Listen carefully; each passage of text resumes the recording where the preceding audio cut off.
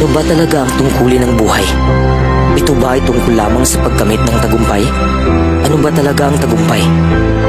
Magkakaiba tayo ng opinyon kung ang pag-uusapan natin ay tagumpay.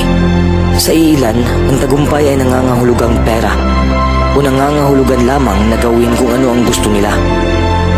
Alinmang opinyon, ang tagumpay ay maaari lamang matukoy sa isang salita. At ang isang salita ay ang pagiging masaya.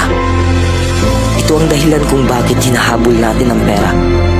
Hinahabol natin ang taong hindi para sa atin at palagi nating sinusunod ang ginagawa ng ibang tao.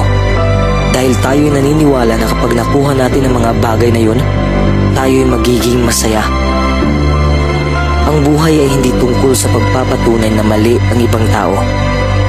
Ang buhay ay tungkol sa pagpapatunay na tama ang sarili mo. Ang buhay ay hindi tungkol sa pagkikipagkompetensya sa